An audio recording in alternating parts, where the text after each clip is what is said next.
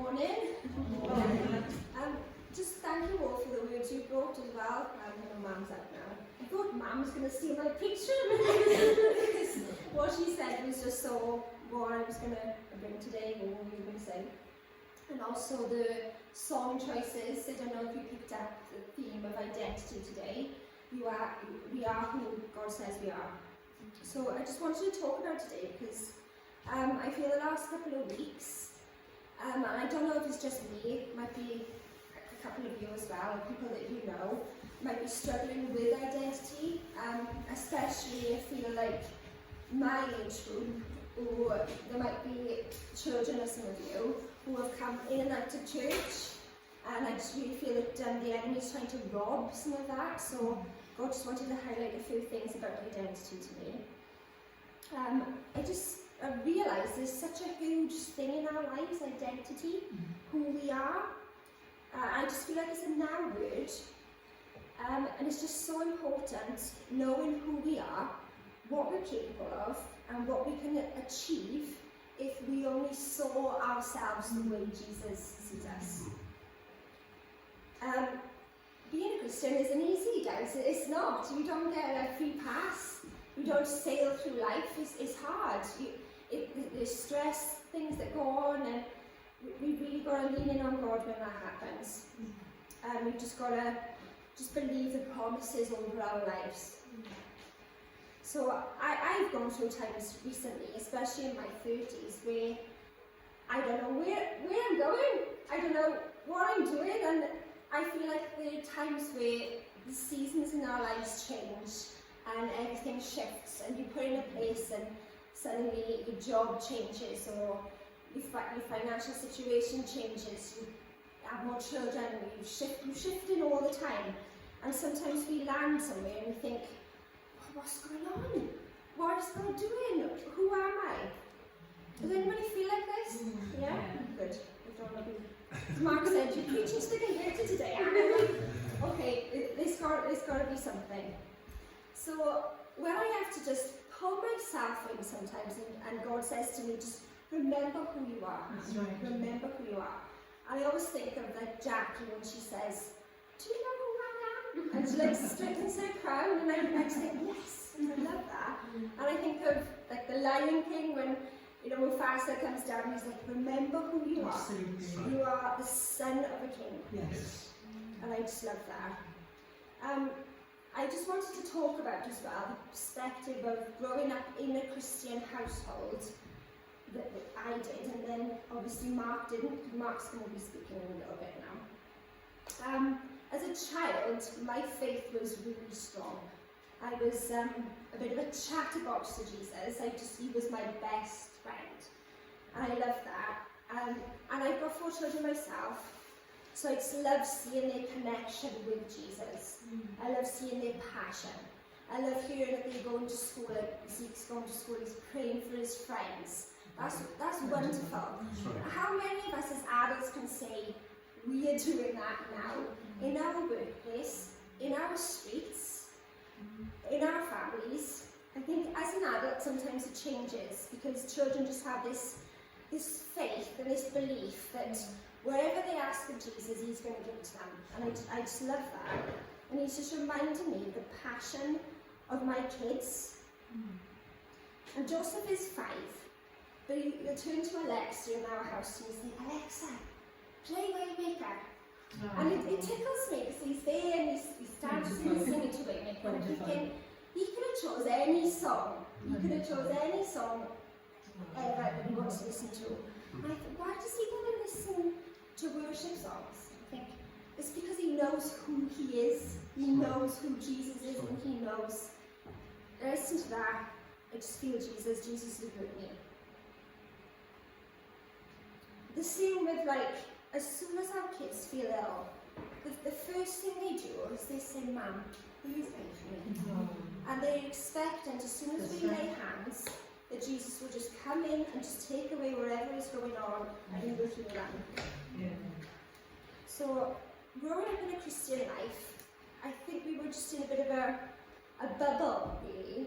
How many of you grew up as Christians? How many of you got saved a bit later on? So Mark's just going to come in now because you can get saved until you're in your 20s, I don't know. So maybe just get a perspective from him. I felt like I was in a bit of a bubble. I was protected. My parents were very good at guarding the gates, as you say. And I felt like I could just reach to Jesus for anything. So that was my childhood. I was very, very strong in my faith.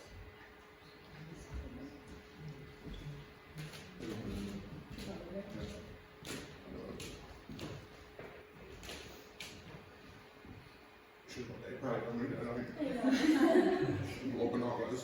Right, so when Anna told me the subject that they had showed us feature on was identity, I said, I think you have to on your own, because I had nothing on identity whatsoever. Because to me, I've always felt, up until recently, my identity has been set since I was like 5 years old. I never saw a change in me. But then when I actually sat down, I was like, no, you're wrong. You've definitely got something. Have a think about it. So when I actually thought about it, I realised how much my identity has changed massively over the years. I am a firm believer that your identity is formed by what is said to you, what is shown to you, and what is told to you about yourself. From a baby, basically, because that's when you start forming your opinions about yourself.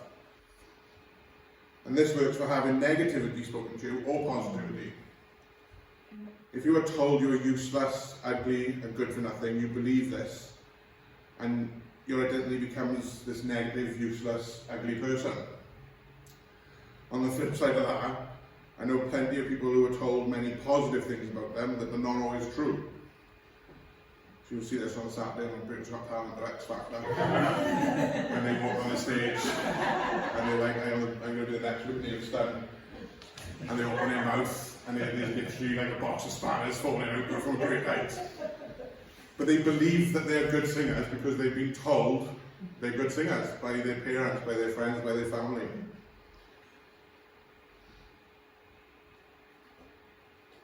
I think I'm a good singer, personally. But growing up, my mother, father, sister, and pretty much anyone who could hear me, told me I couldn't carry a tune. A mantle that's now been taken up by my wife and kids. That's what you're supposed to say. No, Mark. You're all wrong. You all failed that test. Mark, you're a voice for me. Exactly. Thank you very much. That's what I was waiting for. That's what we're going to count the chorus.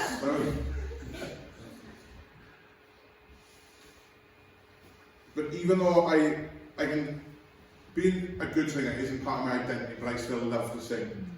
So just because I don't think I'm good, doesn't mean I can't love that about singing or anything else in my life. So Anna has mentioned how great it was growing up knowing Jesus and having the word fed into her from a very young age. By the time I met her, she had an amazing identity already. She was completely different from my friends, her friends, we've got a similar group of friends. She was the one that stood out, and that intrigued me so much, because I didn't know that she was a Christian at that time. But there was always something about her that was different. Her identity stood out from everyone else's. And when I met her, I thought I was sounding my identity. I thought I'm a good person, and this, that, and another. It wasn't until I started going to church that I realised that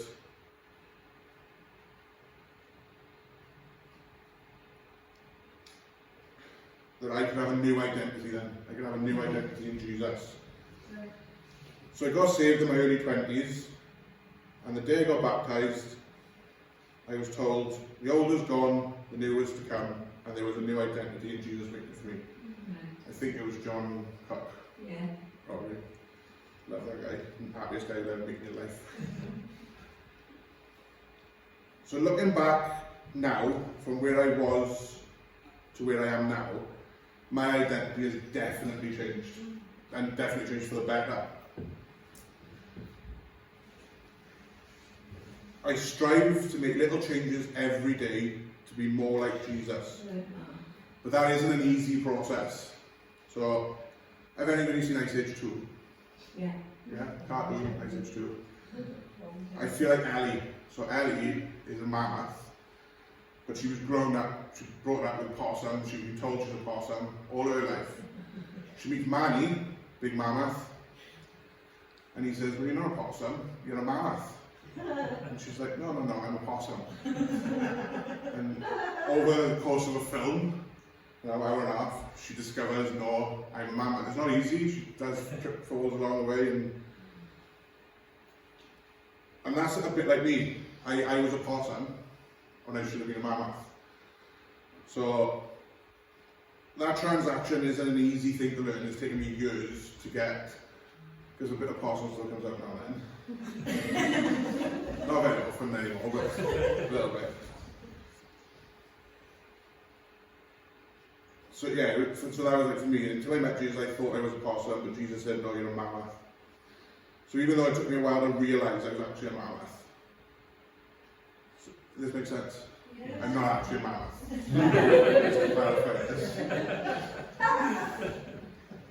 Right, I'm back on my minute, and then I come back in a little bit now. Come on, Helen.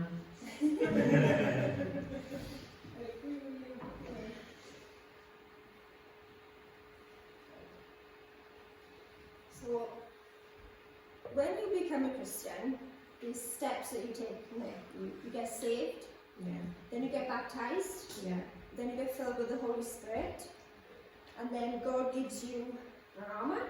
Yes, he does. And he gives you your weapon. I haven't got a Bible, but hold up your Bible for me, Jack. You go on. That's your weapon. That's right. That is your weapon. That is what you stand firm on. Yeah.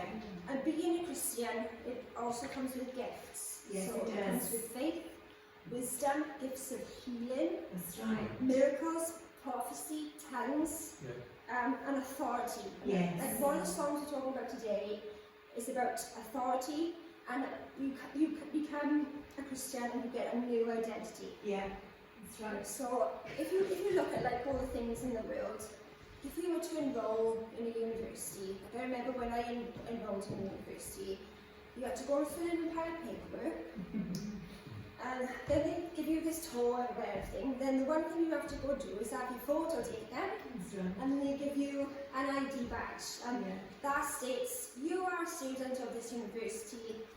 This is your identity. Everything that goes with that. Yeah.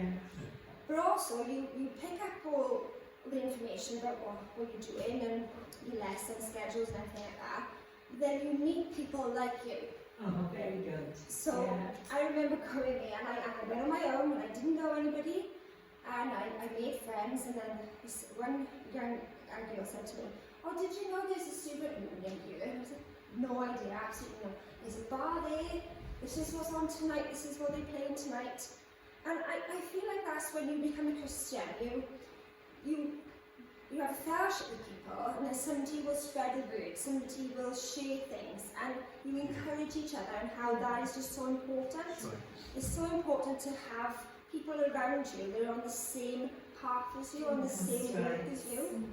You'll be encouraged, and this affirms your identity. Yeah, that's right. Our identity is often what we put most of our time into, even down to the people we surround ourselves with. That also has an impact on who we are and who we want to be. So just wanted to turn to Corinthians 1. I'm just going to read that. Yeah, 1 to 9. This is the message This is the version. message version as well. I, Paul, have been called and sent by Jesus the Messiah, according to God's plan, along with my friend Sosthenes. I send this letter to you in God's church at Corinth. Believers cleaned up by Jesus and set apart for a God-filled life. I include in my greeting all who call out to Jesus, wherever they live. He's their master as well as ours. May all the gifts and benefits that come from God our Father and the Master Jesus Christ be yours. Every time I think of you, and I think of you often, I thank God for your lives of free and open access to God given by Jesus. There's no end to what has happened in you. It's beyond speech, beyond knowledge. The evidence of Christ has been clearly verified in your lives. Just think, you don't need a thing. You've got it all. All God's gifts are right in front of you, as you wait expectantly for our Master Jesus to arrive on the scene for the finale. And not only that, but God himself is right alongside you to keep you steady and on track until things are all wrapped up by Jesus. God, who got you started in the spiritual adventure, shares with us the life of his Son and our Master Jesus. He will never give up on you. Never forget that. That is just so powerful, isn't it?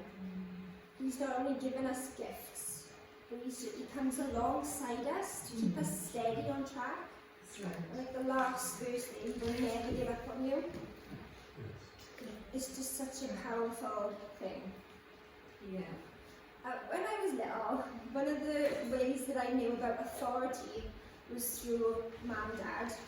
But one thing Mum used to do, which used to crack me up. I think I didn't actually. Whenever a bee or a wasp came to the house, she'd be like, "Oh, Mum, it's a bee or a wasp." She would just march up to this bee, pointing finger. She'd open up and get out, and I think, she's mad. And you know, this bee or this wasp or whatever it was, it would always fly out. And I remember saying to her one time, "Mum," because I imagine Isabel now, this is what I used to think, like, bees don't have bees. They can't be. She'd be like, "Well, Jesus gave us authority. I can speak to that bee and I can say, get out." So whenever I think of authority over our lives and what is good, I think of Mum pointing his finger and this bee going, "Get out! Get out!" and this bee would just fly up. When we called person, it was like, "Right, okay, fair enough." And I just think that is just a big thing. So in Genesis 1:26, God spoke, "Let us make humans in our image, so that they have authority over the fish in the sea, the birds in the air, and every animal that moves on the earth itself." And I just think, flipping it, we have not even tapped into half of the gifts that God has given us. Yeah. Mum's faith can be so strong in knowing the authority that she's been given. She can just rub her being and go, "Leave," and it's gone. And that's always stayed with me. So we've got this authority, but there are things that just creep up in our lives all the time. And there are lots of times that, I don't know if you can be like me, but you think, oh, I have to sort that now. What am I going to do? And you're going over and over it, and you think, "Oh, he's wanting me." And, wait a minute now, you're not seeing the bigger picture, you're only a Christian. So in Matthew 24, Jesus says 4 times, "Do not be deceived. Do not believe the lies of the enemy over the promises of God." That's right. Amen. Don't let the enemy and the voice of people around you and the opinions of people around you be louder than God's voice. That's right. Because we have our own journey with Jesus, Yeah. and it's only him that knows who we are, who we truly are. So if we just let him guide us, so we can be more like him. Yeah. And I just find that as we age, as we grow older, there are just things that just pull us away constantly from letting God be the centre of everything. There are things that just take our attention away, and that could be our relationship, it could be our job, it could be a status that we want to uphold, looks, anything like that. And I think when we do that, when we put those things first, we're taking the spotlight away from God. Yeah. And it's not that those things are not important, but it's just important for us to remember to keep Jesus at the centre. Yes, it is. And the enemy is very clever at just giving us these labels, and he'll do it throughout your entire life, and it's just important to stay sharp. Yes, it is. The enemy says you are not enough, you're not talented enough, you're not capable enough. When Beth was speaking the other day, I can't remember if it was up here or if it was in church in the home, but you were speaking about the children that you worked with, and how they were fed negativity and they formed an identity. And the response that Beth wanted to give is that if you show love and you show kindness and you show no judgment, that they would start changing, that they don't believe the labels that other people are giving them. So the enemy's good at saying, you're weak, you're a failure. Have anyone ever been called a Bible basher? Yeah. Yeah? I'm just telling you now, I was a teenager and everybody knew I went to church. I wasn't shy in saying that, but I didn't also throw it in people's face. But it wasn't, the little comment saying, Bible basher. It's a privilege Yes, to be called it a is. Bible basher. It is, guys. Because you've got the courage to be yourself with the people that you go to school with, and the Yeah, people that you that's work right. with, your neighbours. And I often found that those people, whenever they were going through things, who would they go? Who would they ring? And it would be me. Because they saw something in you, they saw that you had an identity in God, Very good. and they were like, okay, yeah, you're a bit weird, but I know that I can get what I need. And that's what people see. They see the favour of God Yes, on they our do. lives. That's right. Never be afraid to just be open, be yourself. Be a weirdo, be a Bible basher. Just be yourself because God has called you there. He's called you to do that. So, yeah, the enemy labels us with all these horrible things. But do you want to know what Jesus says about us? Yeah. He says, you are loved. Yes. You are fearfully made. Yes. You have a Father. Yes. You are free. Yes. You are God's workmanship. You can do all things through Christ who strengthens you. You have not been given a spirit of fear, but a power of love and sound mind. All of your needs are met by God. That's the big one. You are royalty in God's kingdom, and nothing can separate you from the love of God. You have been established, anointed, and sealed by God. You are the apple of God's eye. That's right. Do you believe that? Yes. You can't find your worth and your security in this world alone. No matter where you go or what you do, you are never lost in the eyes of God. Because you've got to wrap your head around the fact that Jesus is the one who made the sun, he made the moon, he made the stars. So why wouldn't you listen when he speaks to you? Because he can take care of everything that was going on in this world, but he still show up today. He still show up today for you That's right. in this place. One of the things we've been talking about in community group is Ephesians. So if you wanted to take notes, but that is basically a lot about identity. And we've been going through Ephesians 1 to 5, is it? Yeah. Number 6. 7 to 6. Yeah. No, like, Oh, I've got that.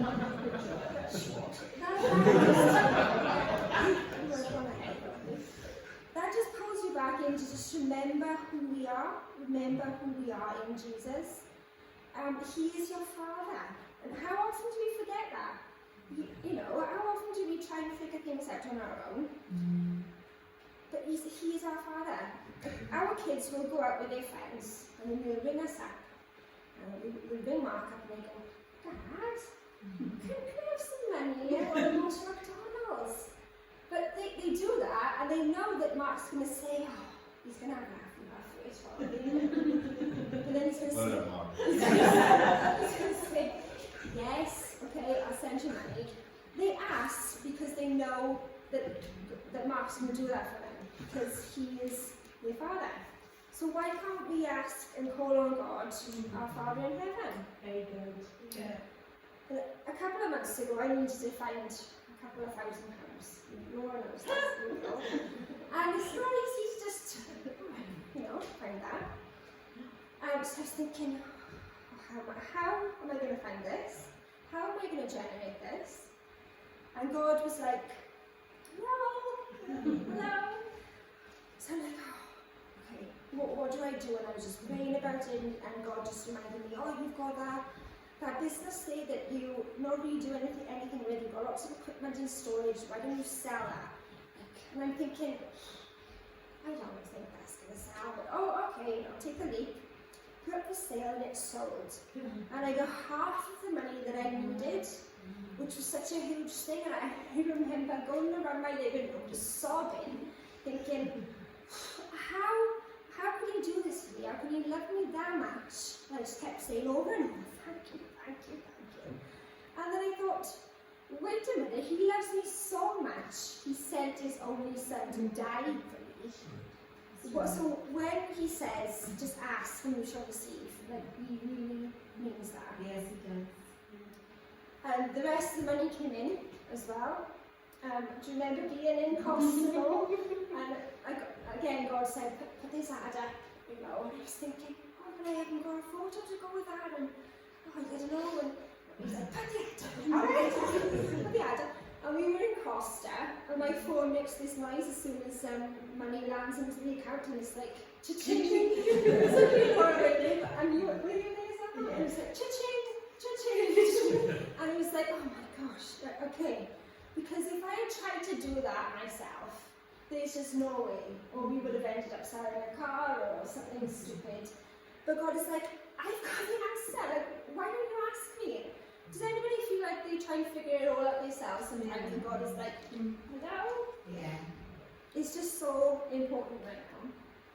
Yeah. To know who we are, Yeah. to know what to ask, to just learn to just be ourselves, because God is just amazing with that. Yeah.